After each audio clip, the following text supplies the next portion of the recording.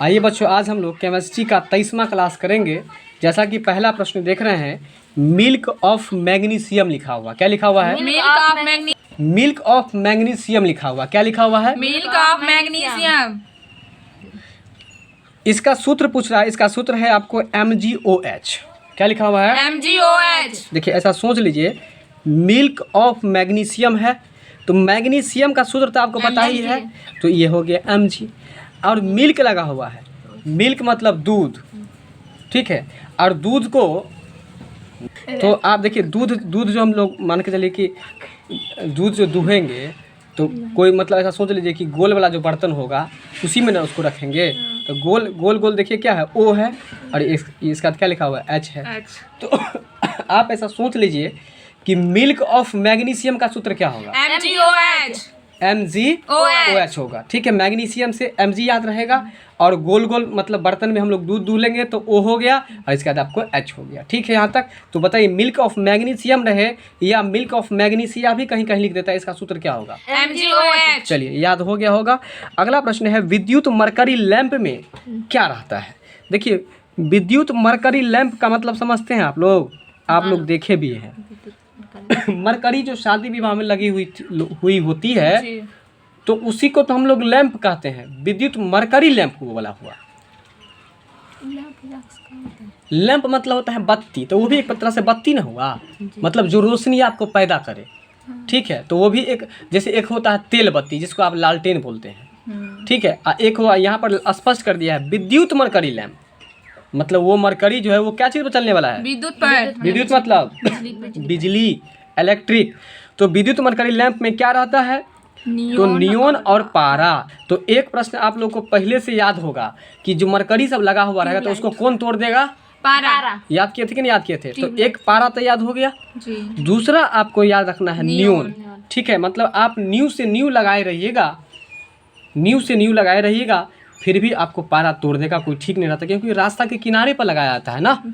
बात समझ रहे हैं? क्या लगाया जाता है? विद्युत मरकरी लैंप लगाया जाता है, और उसको कौन तोड़ देगा? पारा। इसलिए एक पारा याद रखिएगा, दूसरा क्या याद रखिएगा? नियोन। मतलब न्यू से न्यू रहेगा और उसको पारा आकर के तोड़ देगा। जानवर है, उसको पता तो रहता नहीं कि ये आखिर है क्या चीज। बात समझ में आ रहा है? तो बताइए, विद्युत मरकरी लैंप में क्या रहता है? नियोन और पारा। चलिए, याद हो गया। पारा का संकेत क्या होता है? Hg होता है। नियोन का क्या होता है बताइए? नियोन का Ne होता है। क्या होता है? Ne। चलिए, अगला है अग्निशामक, और ये प्रश्न पहले से भी आपको पता है, हम आपको बताए थे प्रयोग करके कि अग्निशामक जब कहीं पर आग लग जाता है और आप उस आग को क्या करते हैं, किसी कंबल से ढक देते हैं, तो आग जलना बंद हो जाता है। क्यों होता है बंद? क्योंकि ऑक्सीजन नहीं मिलता है। यानी कि जब ऑक्सीजन मिलेगा तो जलेगा, ऑक्सीजन नहीं मिलेगा तो नहीं जलेगा। तो उसको ऑक्सीजन नहीं मिलता तो मिलता क्या है? कार्बन डाइऑक्साइड मिलता है। इसलिए याद कर लीजिए कि अग्निशामक में मतलब कि अग्नि को बुझाने के लिए जो हम लोग प्रयोग करते हैं गैस, वो कौन सा गैस रहता है? Carbon dioxide. बात समझ गए? यानी कि अग्निशामक में अग्नि को बुझाने के लिए किस गैस का यूज करेंगे? Carbon dioxide gas. जैसे ये कार्बन डाइऑक्साइड गैस देंगे, ऑक्सीजन गैस वहाँ से संपर्क उसका खत्म हो जाएगा। और आप स्कूल कॉलेज सब में देखे होंगे, इतना इतना बड़ा सिलेंडर रखा हुआ रहता है, सिलेंडर, और उस सिलेंडर में आपको जो ऐसे करके ये रहता है, दबाने वाला है ना, और पाइप लगी हुई होती है। तो उसमें क्या याद कर लीजिए, कौन सा गैस भरा हुआ रहता है? कार्बन डाइऑक्साइड गैस रहता है। तो बता दीजिए एक बार फटाफट से कि कार्बन डाइऑक्साइड गैस का सूत्र क्या होता है? CO2। बहुत अच्छा। अब ये बताइए, वातावरण में कार्बन डाइऑक्साइड गैस कितना प्रतिशत है? 0.03%। कितना प्रतिशत? 0.03%। चलिए, और नाइट्रोजन जो होता है वो 78% होता है, ठीक है। अगला प्रश्न है कि सोना महत्वपूर्ण धातु है। सोना क्या है? महत्वपूर्ण धातु है। और उसका यूज कहाँ पर क्या आता है बताइए? आभूषण बनाने में क्या आता है, और अपने अभिक्रियाशीलता के कारण से यह एक महत्वपूर्ण धातु माना जाता है। सोना को एक महत्वपूर्ण धातु क्यों माना जाता है? तो अपने अभिक्रियाशीलता के कारण से उसको महत्वपूर्ण माना जाता है। ये प्रश्न उतना कोई जानदार है नहीं, ठीक है। इसलिए इसमें आप इतना ही याद रखिए कि सोना का यूज कहाँ पर क्या आता है? आभूषण बनाने। बस इतना ही बात याद रखिए, विशेष बात नहीं याद रखना है। अगर बात करेगा कि इसका महत्व क्यों है, तो अभिक्रियाशीलता के कारण से। किसके कारण से? सॉरी, अभिक्रियाशीलता नहीं, ये इसलिए मुझे लगा कि ये महत्वपूर्ण नहीं है। अक्रियाशील मतलब ऐसा आप सुने होंगे, हम प्रश्न पूछते हैं, आप जवाब जरूर दीजिएगा। प्रश्न है कि ऐसा कौन सा धातु है जो मुक्त अवस्था में पाया जाता है? सोना। ये प्रश्न आपको बताए थे। मुक्त अवस्था का मतलब क्या हुआ? क्योंकि मतलब स्वतंत्र है। स्वतंत्र है यानी कि यदि हम वायु में छोड़ देंगे, खुली जगह पर छोड़ देंगे, फिर भी वह किसी से अभिक्रिया नहीं करता है, यानी कि वह अक्रिय है। अक्रिय का मतलब क्या? अक्रिय, मतलब नहीं, अक्रिया मतलब क्रिया, काम, यानी कि जो काम नहीं करे, किसी से संपर्क नहीं बनाए, तो इसलिए उसको अक्रियाशील कहा जाता है। और इस वजह से ही सोना को महत्वपूर्ण धातु माना जाता है। तो अब प्रश्न समझ में आ गया होगा। अब इस प्रश्न को आप लोग कर लीजिएगा। तो बताइए सोना को महत्वपूर्ण क्यों माना गया है? मतलब ये अक्रियाशील है, इसलिए अक्रियाशीलता के कारण से। बात समझिए अब किसके कारण से? अक्रियाशीलता के कारण से। चलिए, और एक आभूषण बनाने के कारण से भी इसको आपको महत्वपूर्ण माना गया है। अगला प्रश्न है आपका, तत्वों की प्रकृति को ज्ञात किया जाता है। मतलब कोई भी तत्व जो है उसकी प्रकृति मतलब क्या होता है बताइए आप लोग? प्रकृति मतलब किसी वस्तु का स्वभाव, नेचर। किसी तत्व की प्रकृति को जो ज्ञात किया जाता है वो किसके द्वारा? इलेक्ट्रॉनिक विन्यासीकरण के द्वारा। किसके द्वारा? इलेक्ट्रॉनिक विन्यासीकरण के द्वारा। तत्व की प्रकृति को कैसे ज्ञात किया जाता है? इलेक्ट्रॉनिक विन्यासीकरण के द्वारा। आप लोग रट करके याद कीजिए, जल्दी से याद कीजिए इसको, 2-4 बार पढ़िए। तत्व की प्रकृति को कैसे ज्ञात किया जाता है? इलेक्ट्रॉनिक विन्यासीकरण के द्वारा। किसके द्वारा? इलेक्ट्रॉनिक विन्यासीकरण के द्वारा। तत्व की प्रकृति को कैसे ज्ञात किया जाता है? इलेक्ट्रॉनिक विन्यासीकरण के द्वारा। चलिए, अब आपको ये प्रश्न याद हो गया। और सोना क्यों महत्वपूर्ण है? और क्रियाशीलता के कारण से ये आपको महत्वपूर्ण है। इसका अगला प्रश्न है, ये भी आप पहले से पढ़े हैं, वेसेमर प्रक्रिया का उपयोग कहाँ पर किया जाता है? तो आपको इस्पात में किया जाता है। वेसेमर क्या है? वेसेमर प्रक्रिया का उपयोग कहाँ पर किया जाता है? इस्पात का अंग्रेजी बताइए आप लोग। स्टील होता है, ठीक है। तो वेसेमर प्रक्रिया का उपयोग कहाँ पर किया जाता है? देखिए, वेसेमर को ऐसे याद कर लीजिए कि ये इस्पात मतलब स्टील का जो बर्तन होता है ना, अगर आप चूल्हा पे चढ़ा दिए और उसमें आपको ये कलखा लग जाता है, मतलब कालिख लग जाता है, तो आप उसको बेसी से बेसी रगड़िएगा, इसके बाद ही वो साफ होगा जी। ऐसा होता है कि नहीं होता है? तो इसलिए याद कर लीजिए, खास करके आप लोगों में क्या होता है कि मिट्टी लगा दिया जाता है पीछे, इन लोगों में मिट्टी लगा दिया जाता है पीछे, ताकि वो कालिख नहीं लगे। ठीक है, ठीक है। तो वेसेमर प्रक्रिया जो है, आपको इसका उपयोग कहाँ किया जाता है बताइए? इसका ट्रिक क्या बताया आपको हम? मतलब कार्य स्टील के बर्तन में, ये इस्पात भी नाम लीजिए ना, तभी तो ट्रिक सेट होगा। स्टील यानी कि इस्पात के बर्तन में जब कालिख लगेगा तो बेसी उसको मतलब मजना पड़ेगा। तो मजना से ये बेसी मजने पर से याद आ जाएगा बेस से मर। तो बेसीमर प्रक्रिया का उपयोग कहाँ पर किया जाएगा? इस्पात में, बिल्कुल सही बात है। और इस्पात का अंग्रेजी स्टील। चलिए, अगला प्रश्न है, दर्पण का अंग्रेजी क्या होता है बताइए? मिरर। क्या होता है? मिरर मतलब दर्पण होता है। और दर्पण बनाने में क्या उपयोग किया जाता है बताइए? सिल्वर नाइट्रेट का। किसका उपयोग किया जाता है? सिल्वर नाइट्रेट का। ऐसा सोच लीजिए कि दर्पण जो हम लोग बनाएंगे वो दिन में नहीं बनाएंगे, क्योंकि आप दिन में किसी दर्पण को लेकर के खड़ा हुए धूप में तो कुछ देखते हैं आप, क्या देखते हैं? उसकी परछाई मतलब दूसरे बहुत दूर दूर तक चला जाता है जी। अगर ऐसा करेंगे तो किसी के मुंह पर चला जाएगा तो कोई बुरा लग जाएगा। इसीलिए हम लोग क्या करेंगे कि दर्पण बनाने वाला काम कब करेंगे? नाइट में करेंगे। और वो भी क्या, रूम को एकदम सील पैक कर देंगे। इसलिए सील से याद रख लीजिएगा, सिल्वर। और दूसरा आपको नाइट्रेट, यानी कि दर्पण बनाने में किसका उपयोग किया जाएगा? सिल्वर नाइट्रेट का। दर्पण बनाने में किसका उपयोग किया जाएगा? सिल्वर नाइट्रेट का। चलिए, अब ये प्रश्न आपको समझ में आ गया होगा। अगला प्रश्न है स्टोरेज बैटरी। स्टोरेज बैटरी में जो उपयोग किया जाता है वो किसका उपयोग किया जाता है? जस्ता का दूसरा नाम जिंक, संकेत Zn। चलिए, तो स्टोरेज बैटरी में आपको किसका उपयोग किया जाता है? जस्ता का। देखिए, स्टोरेज बैटरी में आपको जस्ता का यूज किया जाता है, और जस्ता को हम लोग जिंक भी कहते हैं, और Zn भी उसका संकेत है। ठीक है, बहुत अच्छा। अगला प्रश्न है C2H5OH। बोलिएगा जरा। C2H5OH। C2H5OH। और इसका जो सूत्र है, क्या सूत्र है इसका भाई? Ethyl alcohol. क्या है? इथाइल अल्कोहल तो का। इसको जरा रटेंगे आप लोग कि इथाइल अल्कोहल का सूत्र क्या है? C2H5OH। H5OH। थोड़ा स्लोली बोलिए। C2H5OH। बताइए अब C2H5OH किसका सूत्र है? इथाइल अल्कोहल का। बताइए कि इथाइल अल्कोहल का सूत्र क्या है? C2H5OH। इसी तरह से बोलिए, थोड़ा स्लोली। अगला है स्टेनलेस स्टील में, किसमें? स्टेनलेस स्टेनलेस स्टील में निकील और क्रोमियम, एन से निकील और सीआर से क्रोमियम। निकील और क्रोमियम के साथ साथ होता है, क्या होता है? आयरन तथा कार्बन होता है। क्या होता है? आयरन तथा कार्बन। स्टेनलेस स्टील में निकील तथा क्रोमियम के साथ साथ क्या होता है? आयरन तथा कार्बन। आयरन तथा कार्बन होता है। ठीक है, स्टेनलेस स्टील में निकील और क्रोमियम के साथ क्या होता है? आयरन तथा कार्बन। इस प्रश्न को आपको याद रखना पड़ेगा। तो बताइए ये प्रश्न क्या है और इसको जरा पढ़िए। चलिए जरा ध्यान दीजिए प्रश्न पर। आयरन का संकेत Fe होता है और कार्बन का C होता है। ठीक है, तो बताइए कि कार्बन के दो अपरूप कौन कौन से हैं? हीरा और ग्रेफाइट होता है। ठीक है, हीरा जो होता है वो उसका आकार कैसा होता है? चतुष्फलकीय, और इसका ग्रेफाइट का षटकोणीय होता है। ठीक है, चलिए यहाँ है एक ही तत्व की समान परमाणु संख्या किंतु भिन्न परमाणु भार। ये प्रश्न पहले भी पढ़े थे। देखिए परमाणु संख्या क्या है? परमाणु लिख दिया है, परमाणु होगा। ठीक है, परमाणु होगा। तो बताइए परमाणु संख्या क्या है?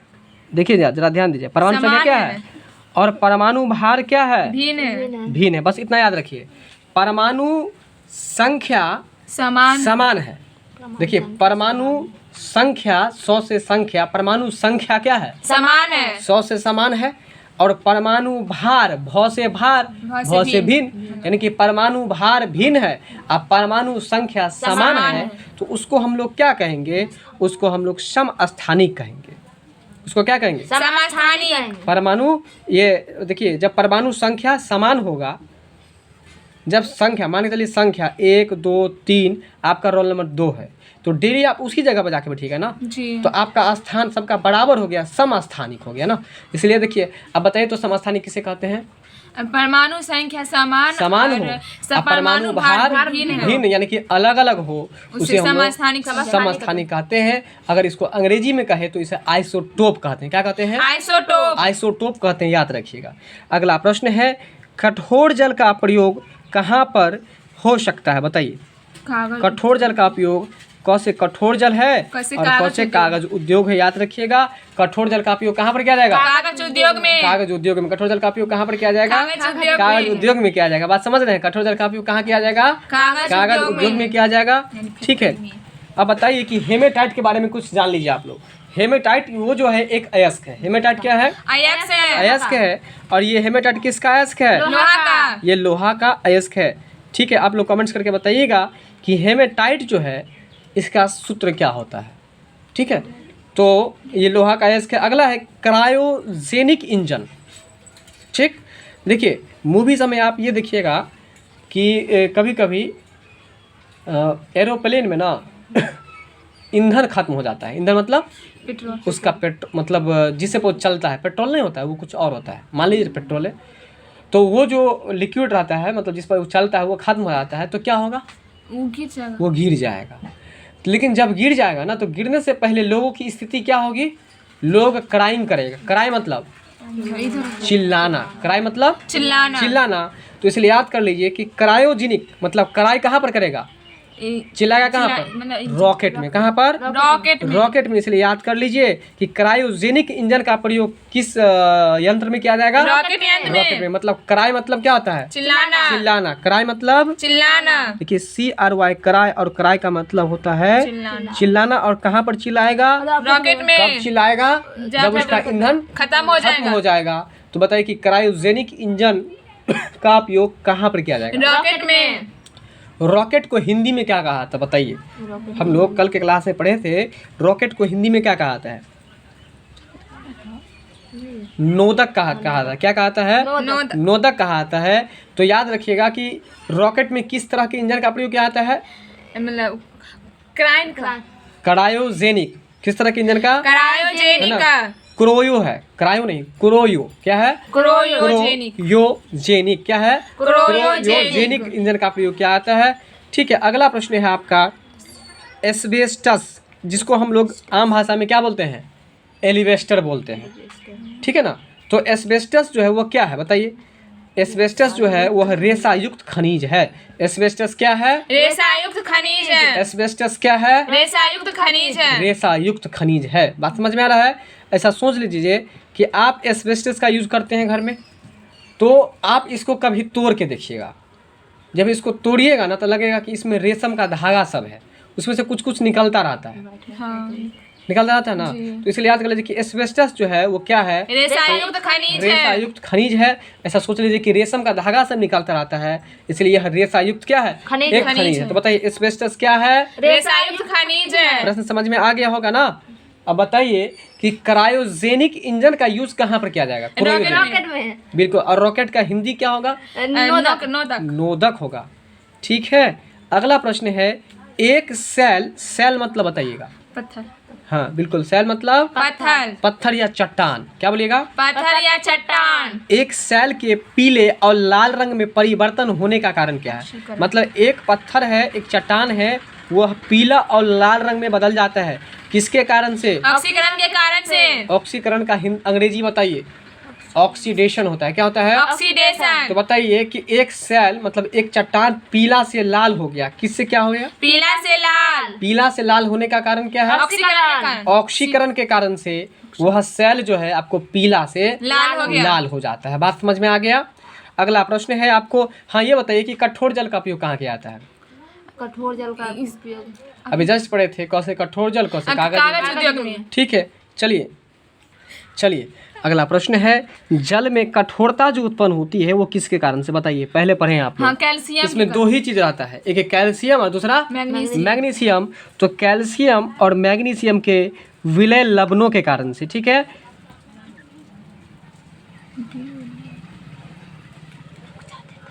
बस इतना याद रखिएगा, जल में कठोरता उत्पन्न कौन करता है, मैग्नीशियम और कैल्शियम के कारण से। कैल्शियम और मैग्नीशियम के कारण से आपको जल में कठोरता उत्पन्न होती है। ठीक है, जल में कठोरता किसके कारण से उत्पन्न होती है, कैल्शियम और मैग्नीशियम के कारण से। कैल्शियम और मैग्नीशियम के कारण से। तो एक बार बता देंगे आप लोग कि कैल्शियम का संकेत क्या होता है और मैग्नीशियम का Mg होता है। बिल्कुल सही बात है। तो बताएंगे कि क्लोरोफिल में कौन सा तत्व पाया जाता है, क्लोरोफिल में मैग्नीशियम, Mg पाया जाता है। चलिए अब बताएंगे कि समुद्र के जल में किसकी प्रचुरता होती है, मतलब उसमें क्या पाया जाता है, आयोडीन। आयोडीन पाया जाता है ना। सही बात है, आपका कहना सही है। तो आयोडीन को हम लोग रसायन की भाषा में क्या कहते हैं, सोडियम क्लोराइड कहते हैं। ठीक है, तो बस वही बात है, समुद्री जल में क्या मिलता है, सोडियम। तो किसकी प्रचुरता होती है, मतलब किसकी सोडियम की, सोडियम की मात्रा होती है। ठीक है, और इसका संकेत क्या हो जाएगा, Na हो जाएगा। ठीक है, तो बताइए कि क्लोरीन गैस का उपयोग, किस गैस का उपयोग, क्लोरीन गैस का उपयोग करके मारा जा सकता है, किसको मारा जा सकता है, बैक्टीरिया को। कहाँ पर बताइए तो आप लोग, क्लोरीन। आप लोगों को पता है कि क्लोरीन का उपयोग जल में क्या जाता है, जल में किया जाता है, क्योंकि जल में वो जो ब्लीचिंग पाउडर डालता है उसमें भी क्लोरीन होता है, Cl2 मतलब ब्लीचिंग पाउडर का सूत्र हो गया। तो Cl2, तो Cl मतलब क्या, क्लोरीन। तो क्लोरीन का उपयोग जब ब्लीचिंग पाउडर का उपयोग हम लोग करते हैं उसमें, तो कीड़ा क्या होता है, मर जाता है ना। तो वही है, कीड़ा बैक्टीरिया को मारने में क्या आता है। तो प्रश्न को थोड़ा घुमाया है कि क्लोरीन गैस का उपयोग करके मारा जा सकता है, किसको मारा जा सकता है, बैक्टीरिया को। बैक्टीरिया का हिंदी क्या होता है, जीवाणु होता है। और वायरस का हिंदी विषाणु होता है। चलिए हाइड्रोकार्बन की अगर हम बात करें तो हाइड्रोकार्बन का प्राकृतिक स्रोत क्या है, मतलब हाइड्रोकार्बन आपको कहाँ से मिलता है, स्रोत का मतलब माध्यम, वो कहाँ से मिलता है। तो देखिए हाइड्रोकार्बन जो है ना वो आपको कच्चा तेल से मिलता है। हाइड्रोकार्बन, ठीक है। तो कार्बन में ये कार्बन से याद कर लीजिए, कौसे कार्बन है और कौसे आपको कच्चा तेल याद कर लीजिए। हाइड्रोकार्बन का स्रोत यानी कि माध्यम है वो क्या है, कच्चा तेल है। ठीक है, क्या है, कच्चा तेल। तो बताइए कि क्लोरीन गैस का उपयोग करके क्या मारा जा सकता है, बैक्टीरिया। समुद्री जल में किसकी प्रचुरता होती है, सोडियम की। नमक का रासायनिक नाम क्या होगा, सोडियम क्लोराइड। सूत्र क्या होगा, NaCl। बहुत अच्छा। अगला प्रश्न है पशुओं की अस्थियों और दांतों, अस्थि मतलब हड्डी। अस्थि और दांतों में मुख्य रूप से क्या पाया जाता है, कैल्शियम फास्फेट। ये तो देखिए इंसान को भी कहे या जानवर को भी कहे, उसके दांत में और उसके हड्डी में क्या पाया जाएगा, कैल्शियम फास्फेट। कैल्शियम और फास्फोरस यानी कि फॉस्फेट भी बोल सकते हैं। ठीक है, तो बताइए कि जल की कठोरता किसके कारण से होती है, अभी जस्ट पढ़े थे हम लोग, कैल्शियम और मैग्नीशियम के कारण। कैल्शियम और मैग्नीशियम के कारण से।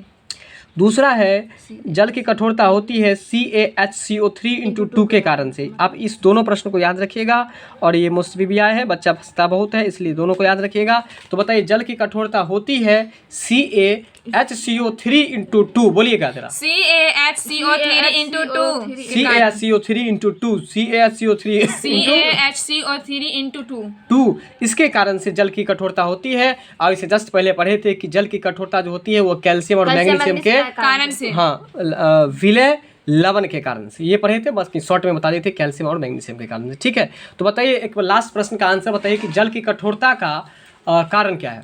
कैल्शियम और मैग्नीशियम। नहीं वो तो हो गया, उसका CaHCO3 इंटू 2, ठीक है, CaHCO3 इंटू 2 के कारण से। ठीक है, बात समझ में यहाँ तक आ गया। अगला प्रश्न है, पीतल जो है वो किसका मिश्र धातु है? बताइए आप लोग। पीतल मिश्र धातु।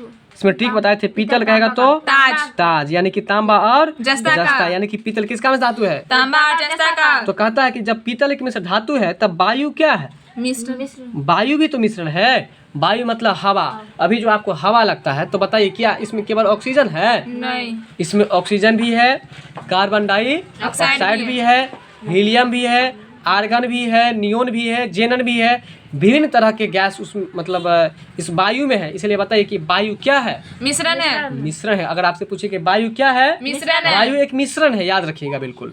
और पीतल क्या है? पीतल एक मिश्र धातु है। और वो किसका किसका मिश्रण है? तांबा और जस्ता का। वायु का। बहुत अच्छा।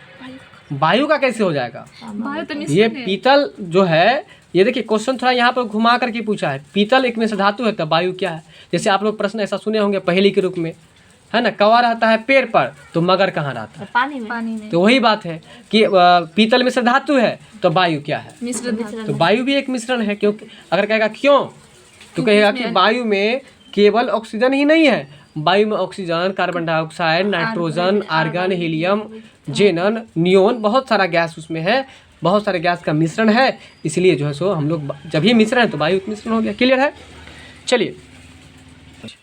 चलिए साबुन को जल में घोलने पर उसका पृष्ठ तनाव पर क्या प्रभाव पड़ता है? देखिए एक बात बताते हैं, जब आप साबुन से नहाते हैं तो मन फ्रेश ज़्यादा होता है कि बिना साबुन से नहाते तब मन फ्रेश होता है? साबुन से नहीं तो वही बात है, मतलब साबुन से जब नहाते हैं ना तो आपका तनाव जो है ना कम जाता है। तो बस यही सोच लीजिए, उसी पर सेट कर लीजिए कि जब साबुन को जल में घोल दीजिएगा ना तो उसका पृष्ठ तनाव क्या होगा? घट जाता है। समझ में आया? अब जब साबुन को जल में घोल दीजिएगा तो पृष्ठ तनाव क्या होगा? घट जाता है। घट जाता है। समझ में आ गया? तो याद रखना ही पड़ेगा आपको, मजबूरी हो गया याद रखना।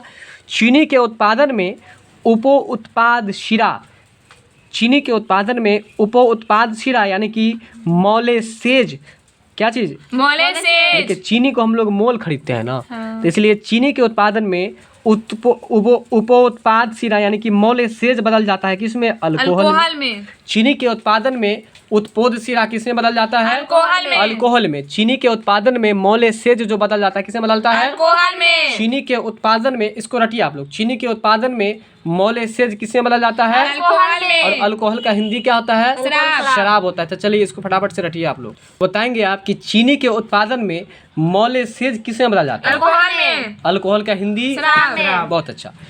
तो अगर आपसे हम पूछ दे कि चीनी के उत्पादन में अल्कोहल जो बदलता है वो मतलब अल्कोहल जो बदलता है वो पहले क्या था?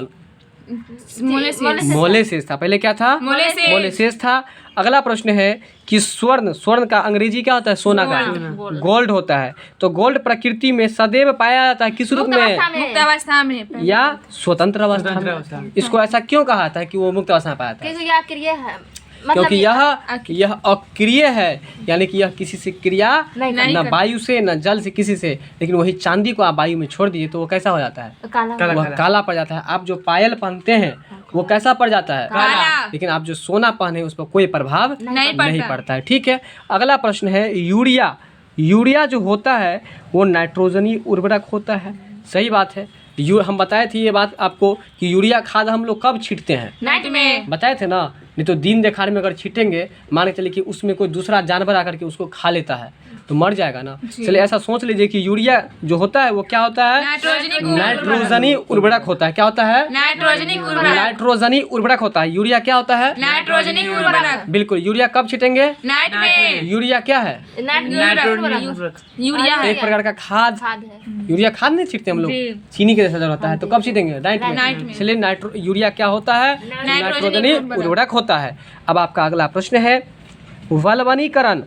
आप लोग बताएंगे गैल्वेनीकरण नहीं है, ये है वल्वनीकरण, ठीक है ना। ये है वल्वनीकरण और ये एक आपके लिए नया क्वेश्चन है। वल्वनीकरण के प्रक्रिया के दौरान क्या मिलाने पर रबर को कठोर कर दिया जाता है?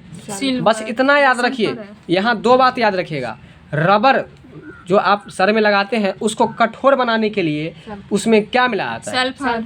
ऐसा सोच लीजिए, जो रबर बहुत लचीला होगा ना तो समझिए थोड़ा फड़फड़ाएगा ज़्यादा।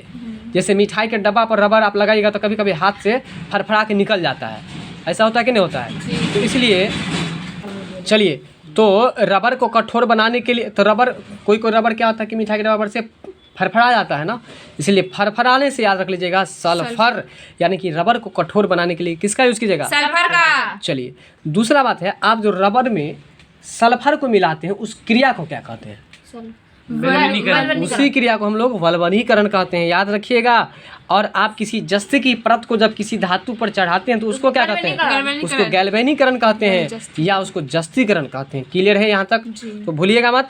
तो यहाँ पर याद रखिएगा वल्कनीकरण है, वल्वनी नहीं, वल्कनीकरण है। क्या है? वल्कनीकरण। तो वल्कनीकरण प्रक्रिया के दौरान क्या मिलाने पर रबर कठोर हो जाता है? सल्फर। और सल्फर का सूत्र क्या होता है? और इसको और क्या कहा जाता है? और यदि खुजली आपको हो जाए तो सल्फर का यूज़ कीजिएगा ना नारियल के तेल में, तो वो क्या होता है?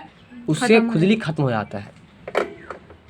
ठीक है, तो अगला प्रश्न है, श्रृंखला अभिक्रिया के लिए यूरेनियम के विखंडन के दौरान किसका बना रहना अनिवार्य है? श्रृंखला अभिक्रिया के लिए यूरेनियम के विखंडन के दौरान, इस प्रश्न को आप लोग छोड़ दीजिए, लॉन्ग क्वेश्चन, ये इतना लॉन्ग क्वेश्चन एग्जाम में नहीं पूछेगा। वह कण जो परमाणु केंद्रक के चारों ओर घूमते हैं, हम बताए थे जो चारों ओर इलाका में चक्कर लगाएगा तो वो क्या है? इलाका से इलेक्ट्रॉन, यानी कि वह कण जो परमाणु केंद्रक के चारों ओर क्या करते हैं? चक्कर लगाते हैं, घूमते हैं या चक्कर लगाते हैं, तो वह आपको क्या होता है? इलेक्ट्रॉन और ऋणात्मक रूप से आवेशित होता है। यानी कि इलेक्ट्रॉन पर कौन सा आवेश रहता है? जो इलाका में चक्कर लगाएगा उसको ऋण कर जाना होगा, नहीं बताए थे? तो ये बात याद रखिएगा कि यहाँ दो प्रश्न बन गया कि परमाणु के केंद्रक के चारों ओर कौन घूमता है? इलेक्ट्रॉन। कौन सा कण घूमता है? इलेक्ट्रॉन। और उस इलेक्ट्रॉन पर कौन सा आवेश रहता है? बहुत अच्छा। चलिए, तो वह गैस जिसको एक्वालंग्स में गोताखोरों द्वारा सांस लेने के लिए ऑक्सीजन में मिलाया जाता है। जरा प्रश्न को समझिए। गोताखोर के बारे में तो समझते हैं आप लोग, जो पनडुब्बी जिसको बोलते हैं, गोता लगा के किसी सामान को ढूंढता है। तो आपको पता है आप कौन सा गैस लेते हैं? हीलियम। आप कौन सा गैस लेते हैं? ऑक्सीजन। गोताखोर जो होता है ना, वो ऑक्सीजन में क्या मिलाता है? देखिए, हीलियम मिलाता है, और हीलियम को हिला के तब सांस लेता रहता है गोताखोर। इसलिए याद कर लीजिए कि गोताखोर जो सांस लेता है उसमें ऑक्सीजन और हीलियम दोनों रहता है। तो प्रश्न यहाँ पर ये पूछा है कि उसमें ऑक्सीजन तो रहता ही है, लेकिन इसके अलावा और क्या रहता है? हीलियम। या अगर ये पूछ दे कि हीलियम तो रहता ही है, उसके अलावा क्या रहता है? ऑक्सीजन। तो फंसिएगा मत।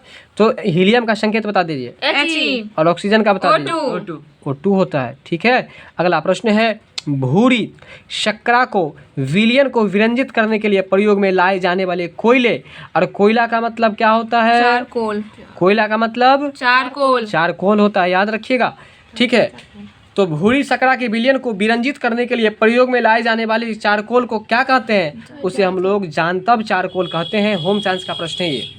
जानतब चारकोल मतलब जो जंतु से मिलता है, जो जंतु से मिलता है। तो देखिए, भूरी शर्करा के विलयन को विरंजित करने के लिए प्रयोग में लाए जाने वाले कोयले या चारकोल को क्या कहते हैं? जानतब चारकोल। सब को कट कर दीजिए, बस इतना याद रखिए कि कोयले को क्या कहते हैं भाई? जानतब चारकोल कहते हैं। ऐसा क्यों? क्योंकि कोयला जो निकलता है वो क्या चीज़ से निकलता है? पेड़ पौधा से, और पेड़ पौधा क्या है? एक तरह से जंतु ही है ना, इसलिए जानतब, उसको जानतब चारकोल बोलेंगे। ठीक है, तो बताइए कि कोयला या चारकोल किसको कहते हैं? जानतब चारकोल को। या कोयला चारकोल को हम क्या कहते हैं? चारकोल।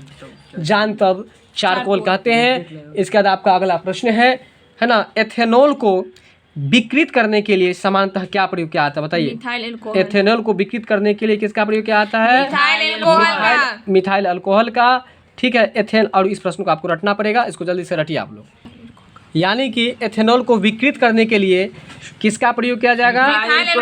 मिथाइल अल्कोहल का प्रयोग किया जाएगा। ठीक है, तो 2-4 प्रश्न आप लोग महत्वपूर्ण वाला बताएंगे जो आप लोग फंसेंगे नहीं। एक बार रिपीट कर देते हैं तो बताएंगे आप सबसे पहला प्रश्न कि मिल्क ऑफ मैग्नीशिया का सूत्र क्या होता है? MgOH। ठीक है। दूसरा, विद्युत मरकरी लैंप में क्या रहता है? पारा निकेल नियोन नियोन, बिल्कुल, क्योंकि न्यू से नियोन। ठीक है। बताइए कि अग्निशामक में किस गैस का प्रयोग कार्बन होता है? डाइऑक्साइड गैस का, चलिए अब बताएंगे आप कि सोना महत्वपूर्ण क्यों आता है? क्योंकि अक्रिय गैस शीलता गैस है। बहुत अच्छा। तत्वों की प्रकृति को ज्ञात जो किया जाता है वो किसके माध्यम से? तत्व के प्रकृति इलेक्ट्रॉनिक विन्यासीकरण के माध्यम से। किसके माध्यम इलेक्ट्रॉनिक विन्यासीकरण से? के माध्यम इलेक्ट्रॉनिक से। विन्यासीकरण के माध्यम से। अब बताइए कि वेसेमर प्रक्रिया, गलती नहीं कीजिएगा, वेसेमर प्रक्रिया का प्रयोग कहाँ पर किया जाता है? वेसेमर प्रक्रिया, हाँ, वेसेमर, बेसी उसको मजना पड़ता है स्टील ना, में, इस्पात में। ठीक है। चलिए, दर्पण बनाने में किसका उपयोग करता है? बताए थे कि दर्पण जो बनाएंगे सिल्वर पैक करके नाइट्रेट बनाएंगे, सिल्वर नाइट्रेट को। अच्छा, स्टोरेज बैटरी में किसका उपयोग क्या आता है? स्टोरेज बैटरी में स्टोरेज। देखिए, जब किसी चीज को आप स्टोर करके रखते हैं, जब जैसे कि आपने घर में बर्तन को स्टोर करके रखते होंगे, बर्तन को स्टोर करके रखेंगे, आप कोई गेस्ट आएगा तो क्या कहेगा? बड़ा जचता है। क्या कहेगा? जचता है। जचता है मतलब कि जचता है। बर्तन को रखने वाला होता है ना, आप लोगों के घर में है कि नहीं है? उसको स्टोर करके, तो इसलिए सोच लीजिए ऐसा कि स्टोरेज बैटरी में, स्टोरेज बैटरी में स्टोरेज मतलब स्टोरेज मतलब जमा करना। स्टोरेज बैटरी में जो उपयोग किया था, किसका उपयोग किया था?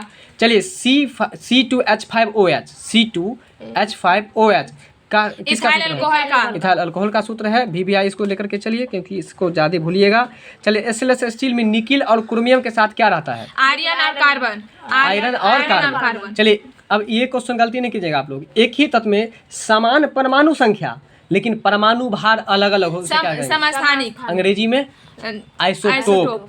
चलिए, अब बताएंगे कि कठोर जल का उपयोग कहाँ किया जाता है? कागज उद्योग में। हेमेटाइट किसका अयस्क है? लोहा का। चलिए, क्रायोजेनिक इंजन का उपयोग कहाँ किया जाएगा? रॉकेट में। रॉकेट का हिंदी नोदक, नोकी रहता है ना उसमें, तो नोदक। ठीक है। अब बताएंगे कि एस्बेस्टस क्या है? रेशा युक्त खनिज है। चलिए, अगला प्रश्न है, एक सेल के पीले और लाल होने का कारण क्या है? एक चट्टान जो पीला और लाल हो जाता है, इसका कारण क्या है? ऑक्सीकरण। क्या होता है? ऑक्सीकरण। चलिए, अब बताएंगे कि जल में कठोरता उत्पन्न करती है कैल्शियम और मैग्नीशियम लवण के कारण से। चलिए, एक और इसका आंसर था, बताइए। जल में CaHCO3 चलिए, समुद्री जल में किसकी प्रचुरता होती है? सोडियम का। चलिए, क्लोरीन गैस का उपयोग किसको मारने के लिए किया जाता है? जीवाणु बैक्टीरिया को। चलिए, हाइड्रोकार्बन का प्राकृतिक स्रोत? हाइड्रोकार्बन तो कौन कार्बन कच्चा तेल। तो पशुओं के अस्थि और दांतों के लिए आवश्यक पदार्थ? चलिए, पीतल किसका मिश्र धातु है? चलिए, तो वायु क्या है? वायु में ऑक्सीजन कितना %? 21%। नाइट्रोजन कितना %? सबसे ज्यादा नाइट्रोजन आता है, याद रखिएगा। Carbon dioxide gas? बहुत अच्छा। चलिए, अगला प्रश्न है कि साबुन को जल में यदि मिला देते हैं तो इससे आपको उसके पृष्ठ तनाव में क्या परिवर्तन होता है? चलिए, किसका क्या घट जाता है? किसका? नहीं, जल का पृष्ठ तनाव घट जाता है। ठीक है। तो बताएंगे कि चीनी के उत्पादन में मोलेसेज किसमें बदल जाता है? अल्कोहल में। ठीक है।